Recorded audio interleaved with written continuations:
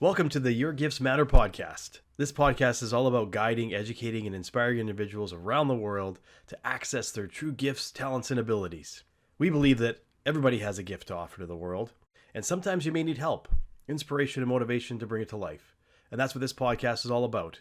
Our guests are here to share their story, their journey on how they brought their own gifts to the world, and show you how you can do the same for yourself. Welcome, everyone, to another episode of the Your Gifts Matter podcast. Absolutely excited to have Mike Prince here with us today. He's a conscious creator coach, and we're going to hear a lot about him and his story and where he's come from. So thanks so much for being here, Mike. Thanks so much for having me, Aaron. Really excited to flow into this chat with you. Yeah, likewise. And I know we talked before we started here, just that you're completely open to just seeing how where things take us today. So we're going to just kind of just start talking about who you are and ultimately see where we end up at the end of things today. So these types of conversations I always get excited about because we don't really fully know where we're going to head. It's great. Absolutely. They're the best kind. Best ones, right? Yeah. So why don't we start about you just sharing about who you are, where you came from. Absolutely.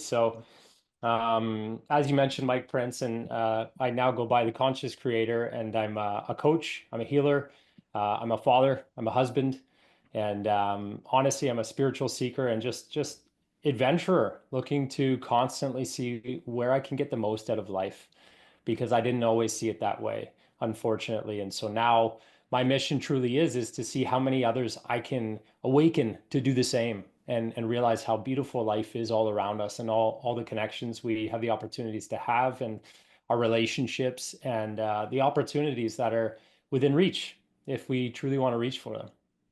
That's amazing. Amazing.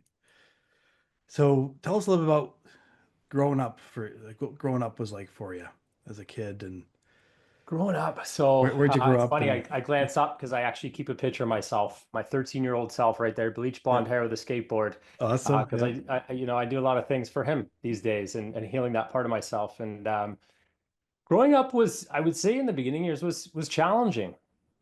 And it's funny, when you ask that, that's what immediately came to mind. And another piece of me came to mind in my journey of what's happened since a little kid, and that is that I've always loved going fast. I've always been really excited about life, but not really known where to put my energy. And as a kid, my parents joked that, running around the hockey arena, they used to have to put a helmet on me even when I was watching because I would trip and fall and hit and do all those things at full speed.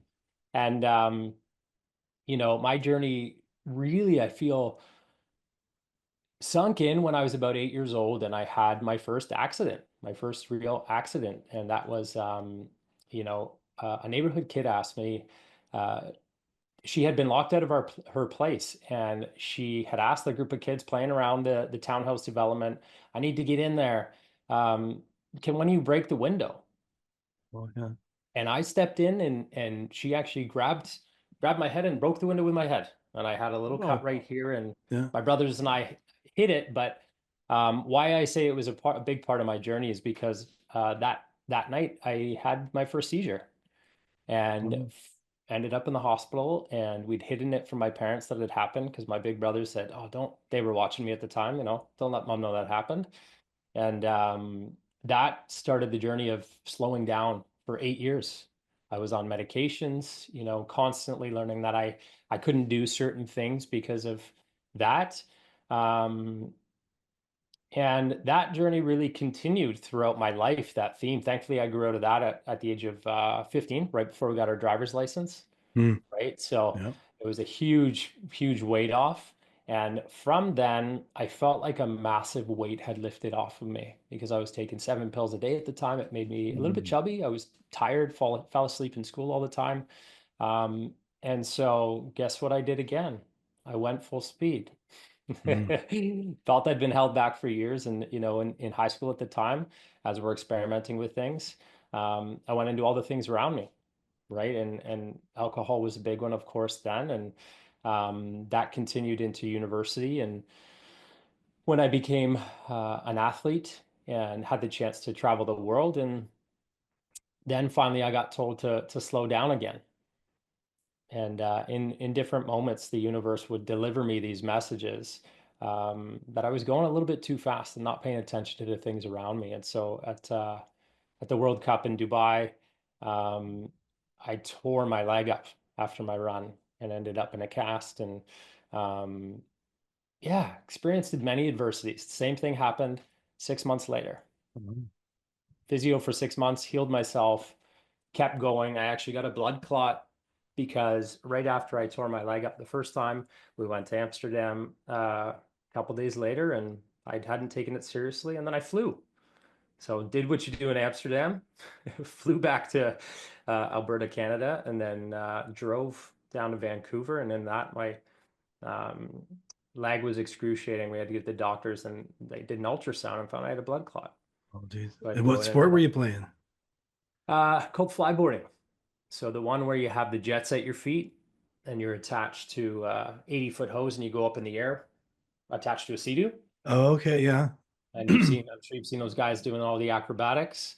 Um, so that's what I did for 5 years of competition, but even longer than that of Oh, training and stuff like that. I didn't even know that was a sport. Wow, that's amazing. Yeah, Yeah, that's I was incredible.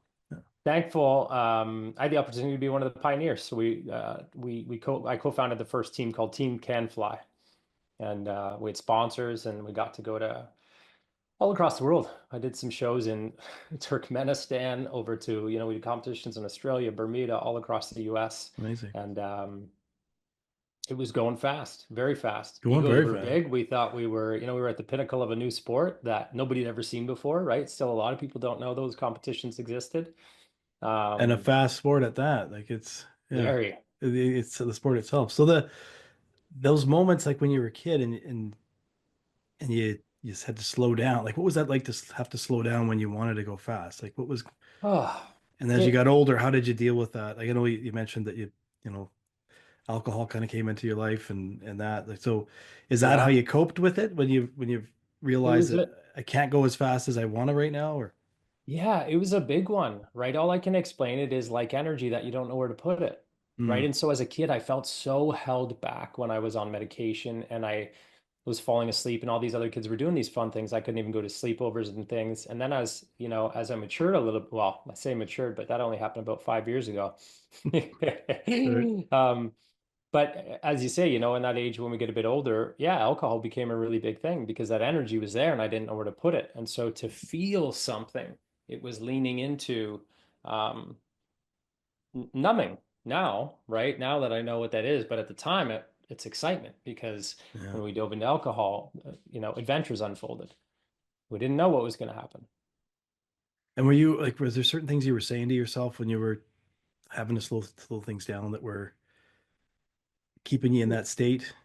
Yeah, I mean the signs were there, Yeah, right? When I would wake up and I would not know what I did the night before. right. And it was scary. And that Yeah. inner voice was telling me, Mike, like, it's not right.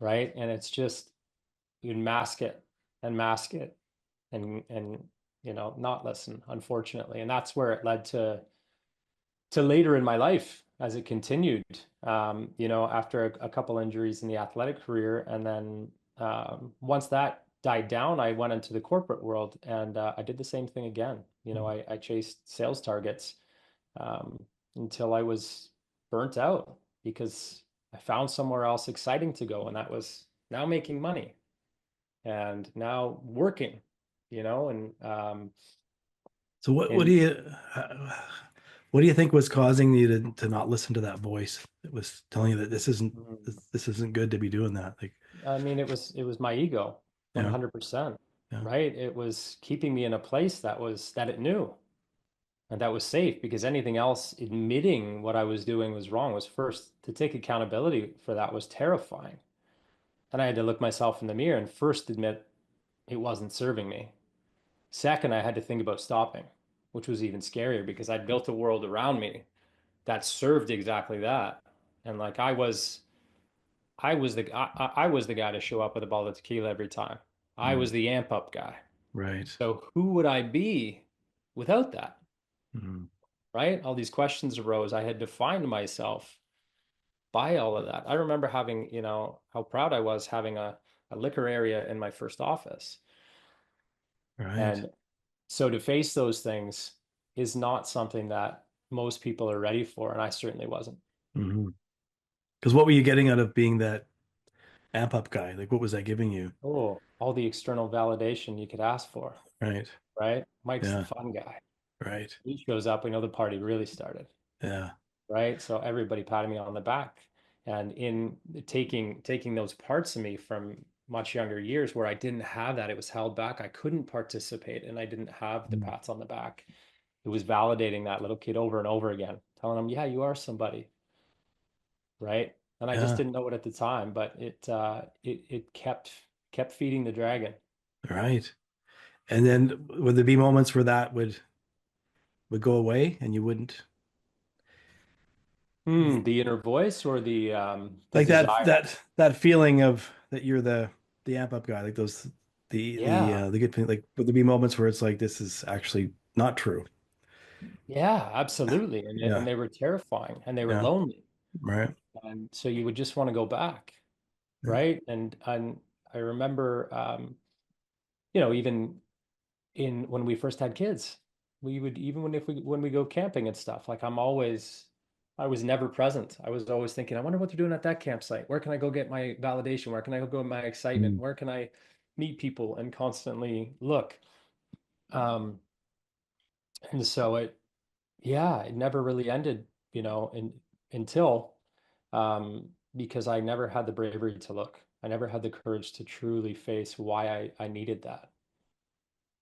Yeah. And what did you find when you stepped into that courage?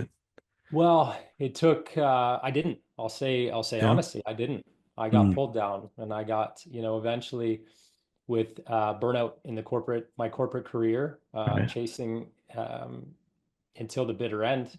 I had the universe pull me down again and it delivered Lyme disease to my door.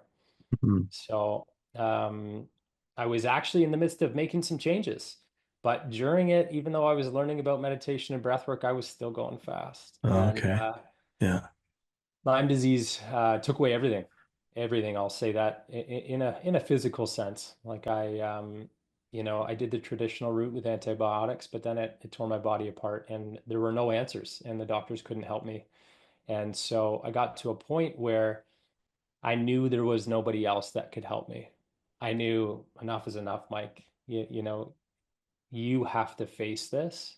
You either I was in the depths of hell. Like, I'm 6'1" and I was 225 pounds before. There's probably a little bit more than I should have been Yeah. due to the casual drinks, right? But this Right. took me down to 160 pounds Mm. and in serious pain, crying through every single night. Couldn't lift up my baby boys without pain, and never Because seen my what wife so afraid. And for go ahead. people that don't know what Lyme disease is, what it exactly is, what causes it, and what is the Yeah, so result of it's it? it, it's a bacterial disease, Mm. right? So for me, we had cut down 6 big trees in our backyard, and then I was putting them into a chipper for the following week, like breaking them all up, putting them into my truck, letting them sit there for days. And I had long hair at the time and a Oh, ponytail, and so I must have bitten by a tick. right. And so it affects everybody differently. Mm. For me, it was my joints. And so I started to get pains in my hands, my feet, my elbows, my neck, my knees, my ankles, like everything inflamed. Wow. And yet doctors, blood tests, neurologists, you name it, for months, couldn't find anything until I hired a naturopath privately and sent some testing away to Germany. And yeah, and so when we got to a place where, I'll tell you, Aaron, it went from, I had to make some decisions. And so I took it into my own hands and was researching everything you can think of from the strangest things I was drinking from Africa to Mm. coffee enemas daily by myself and Right. my pants many times Yeah. and just exploring ozonation therapy, cleaning my blood and on and on and on. And then eventually a friend reached out um, and said, Mike, have you ever heard of Cambo treatment? And I said, no. And he said, I've heard it can help Lyme. It's where they take the secretion from an Amazonian frog and they burn it into you and Mm. it spikes the immune system to fight it. there's a shaman in Vancouver that does this. And I said, I have nothing to lose at this point, but Right. to dig deep, because the decisions where I stay in this dark place where, I was really getting to a place of mentally collapsing. Physically, I was already well collapsed. And Aaron, I'll tell you, listen, I was still in my sales career. I did Okay. not take time off until it was December of that year, and I knew I'd hit my sales targets. Wow. That's how much I You're was still going. hold on to that other identity. That was me. I don't quit, right? I gotta hit targets. And so Mm. just to give context there, it was not what I should have been doing. But finally I drew a line in the sand and said, um, I'll take the month off leave. I've hit target. I'm gonna go see this shaman. And I spent 3 days with her in Vancouver, and it's not a psychedelic medicine. However, I can only describe it as a spiritual awakening in those Mm. 3 days.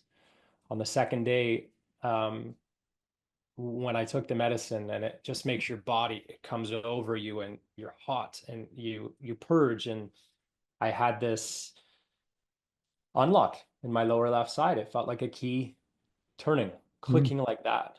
And in that moment, I received a message that said, like, this isn't only for you. This gift is not only for you, but you need to bring this healing to the world. And that healing for me was breathwork and meditation.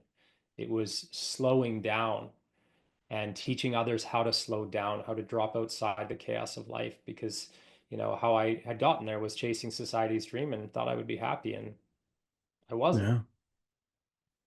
And so yeah, I mean, looking at it now, it was one of my greatest gifts.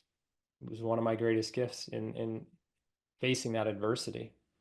Yeah, it's interesting that Lyme disease like attacked your joints, which would completely slow you down. And it's almost like the disease in Yeah. itself, like, do you have a connection there that it actually, there was a reason that it I've showed up never when it even did? made that connection, but I love that. And I agree. If you're gonna slow somebody down, Yeah.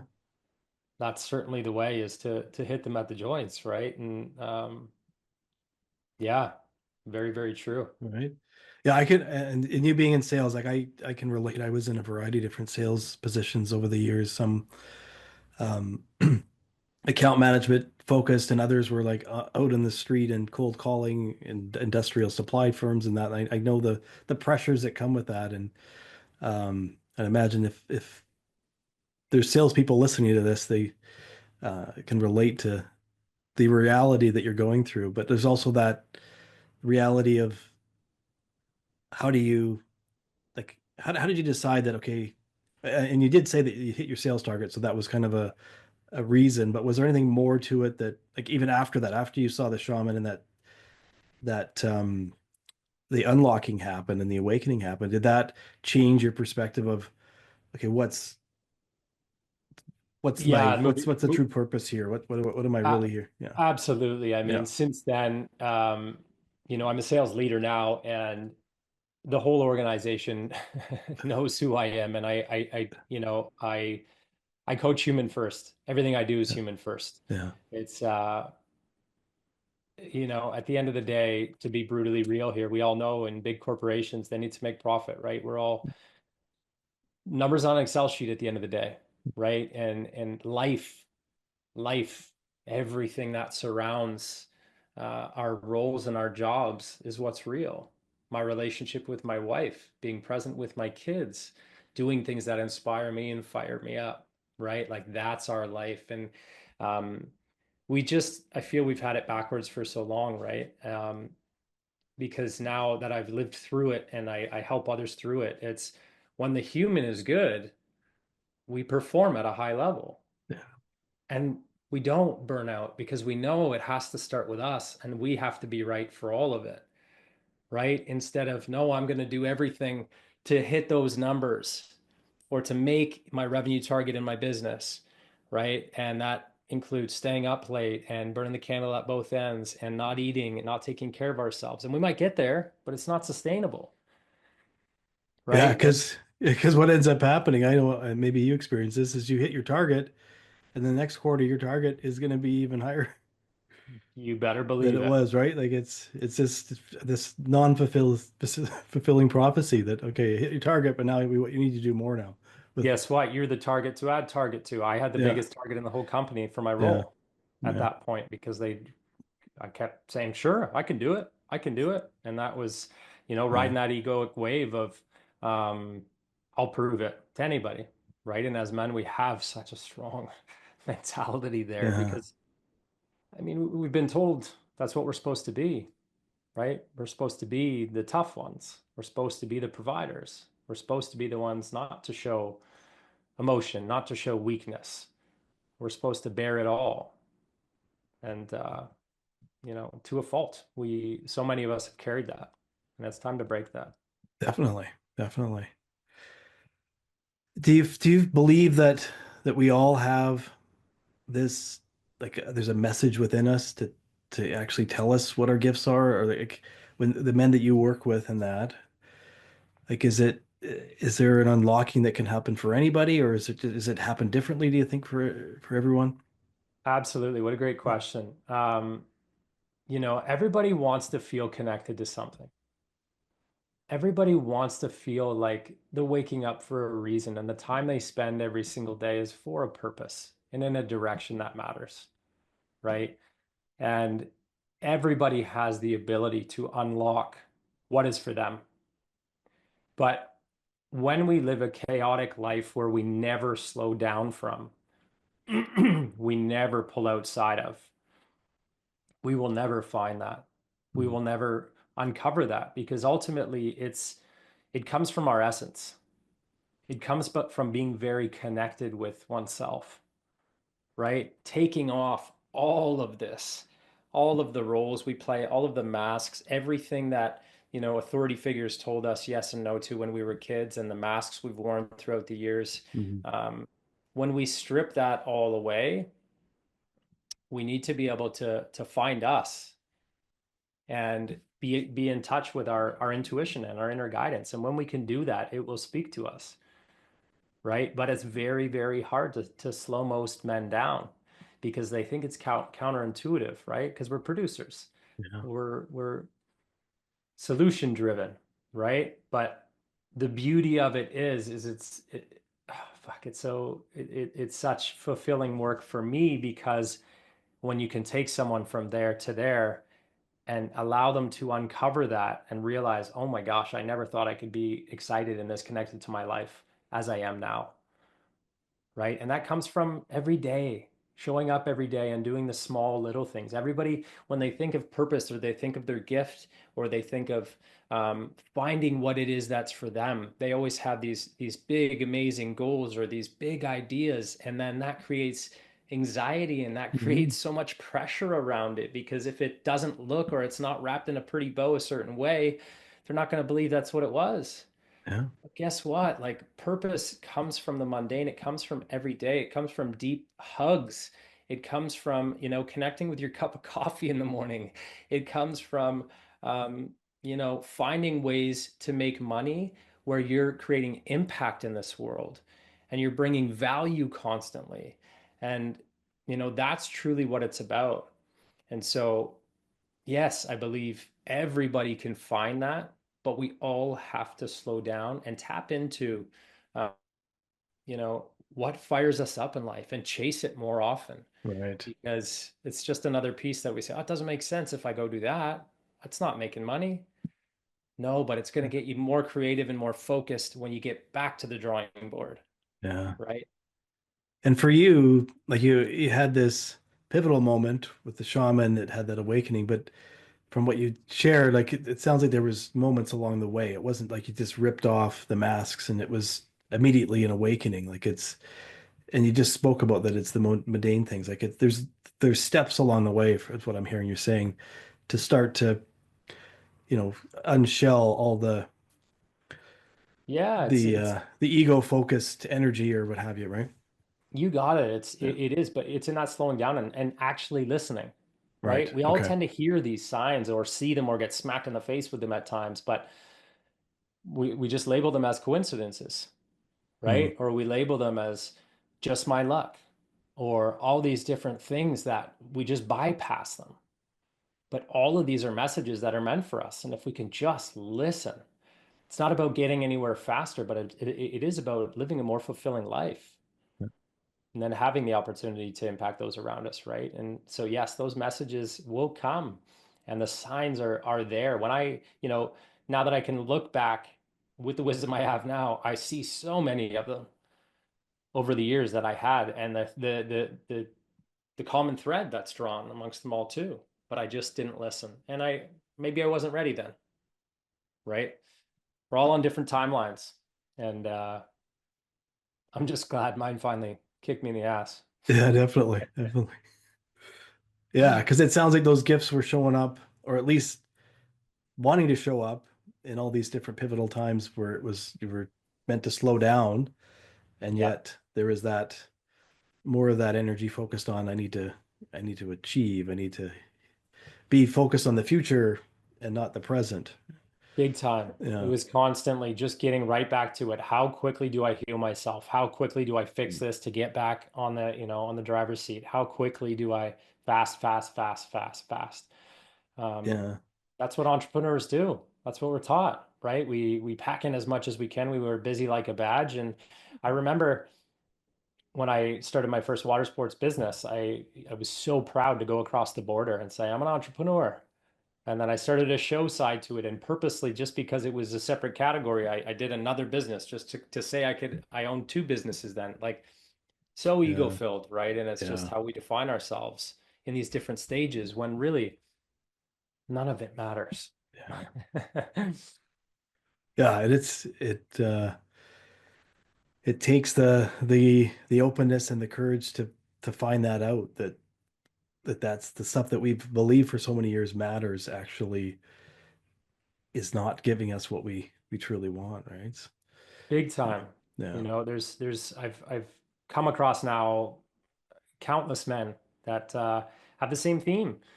And it helped me realize at one stage I thought I was very alone. But, we've now got multiple big communities, and I've had the opportunity to serve many men one to one and hear their stories. And I still have the conversations almost on a daily basis where, each next role I achieve, I thought it would make me fulfilled. And yet I sit here at a crossroad and it's not what I thought it was going to be. Right. Or Yeah. I thought when I bought this house or made X amount of dollars that I would feel that, and Hmm. I'm not feeling it, right? And it's it's what we're sold, and we buy it without looking further. Yeah. So how is it that you stepped into like you're going from the corporate world and then stepping into helping men as a coach? So what would that what does that look like, and how are you helping men today? Yeah, great question. As I received that message, I knew I had to help people. I didn't know how right away. I just had that burning in there that, it started as just needing to have deeper conversations, knowing that I didn't belong in certain crowds anymore. And I remember a pivotal time with my wife saying, "Baby, I feel like I don't even have a friend to go for a beer with anymore." And Mm. looking back, it's not a beer I wanted. Yeah. I wanted to sit down and have real conversations with people, not about the game, but about growing a business, climbing a mountain. How's your marriage? How's being a dad? Nobody teaches us that. How's that going for you? Right? Like really get through that. I was so Mm. found myself getting so sick of those surface level conversations. And so as that evolved, um, I opened my field to meeting other people and met Mr. Turnbull, right? He was my neighbor. And he was facing a similar thing. And once we got past a couple beers and playing a game of tennis, and one of us asked a question and finally said, how's your marriage or how's this? And we opened that door. And from then, we started doing projects together, and then we started doing things separately. But we jumped in icy cold rivers together, started inviting other men in, um, and many of those men we're still in touch with today. We held retreats and then built programs off of that, and then eventually carved our own paths as well, and just saw each other's gifts, pointed out each other's gifts, and um, so today, I mean, that's my focus really is helping the old me, over and over Mhm. again, Right. because I discovered there was many of me out there that had chased society's dream and just got there and was like, there's got to be more to this. This cannot be it to just, you know, make money, pay bills and die and, you know, have a family that we don't really feel connected to. And that's truly what I felt at the time is going through that. And so now I thrive off getting into men's lives. Like I work in the really deep, getting into every minute detail of their lives, because that's again where we connect with life. It's like what time you get Mhm. up, what time you go to sleep, all of it. Mhm. And as we unlock these pieces and create more intention in men's lives, it gives purpose in itself, because we're not just waking up without an alarm and doing what's in front of us and going through the motions, going to our job, coming home, flicking on the TV. We're filling that time with purposeful activities.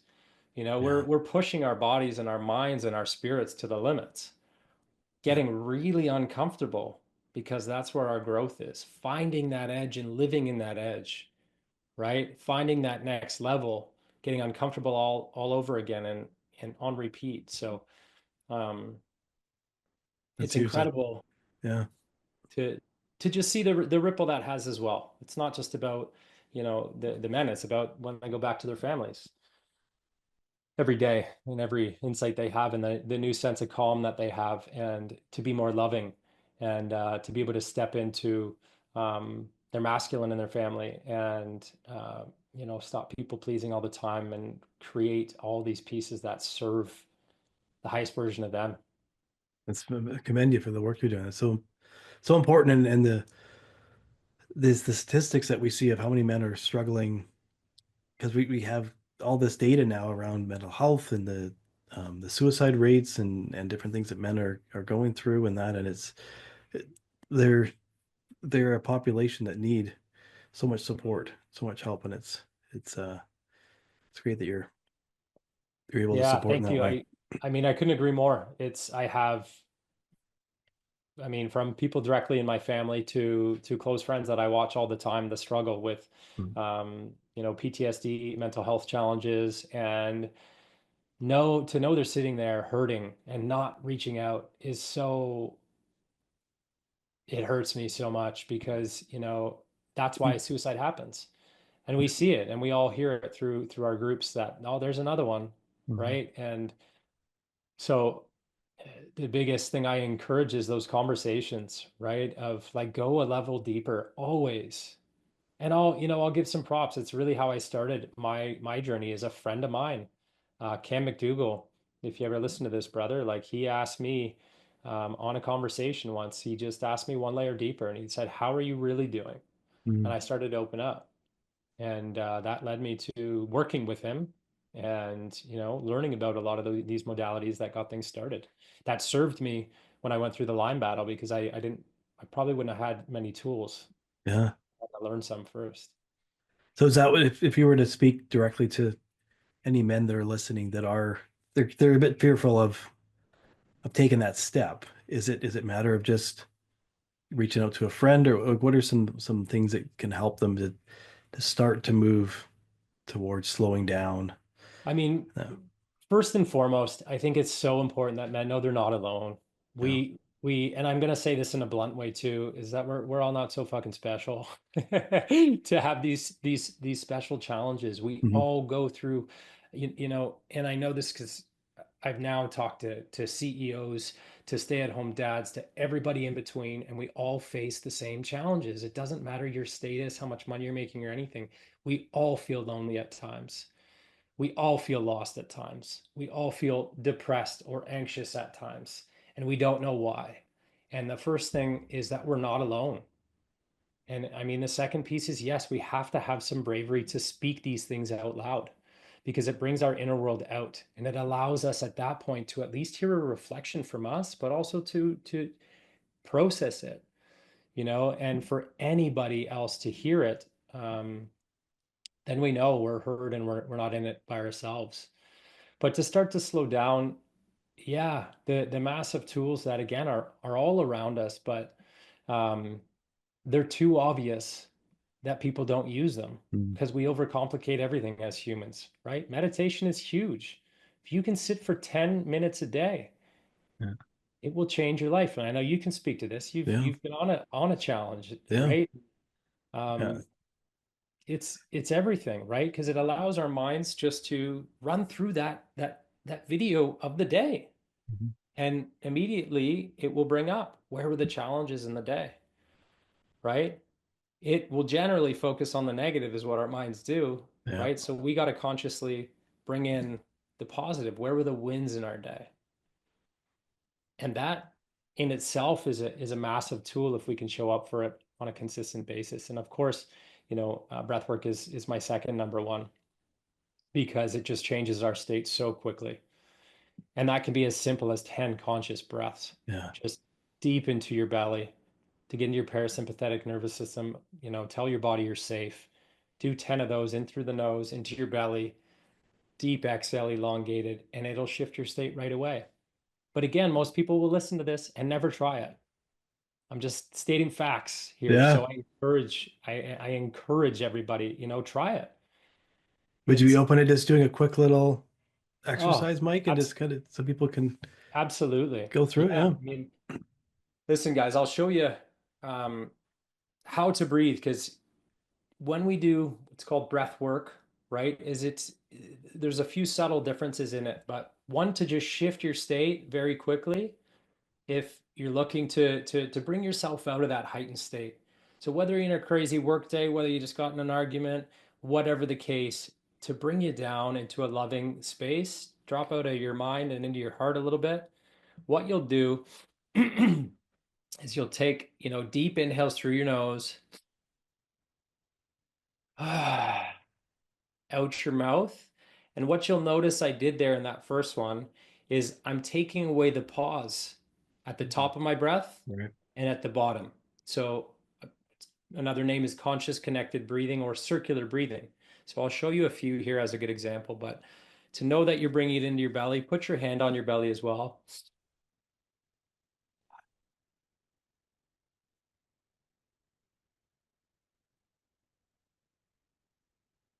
Right? So you're also taking deep and full breaths.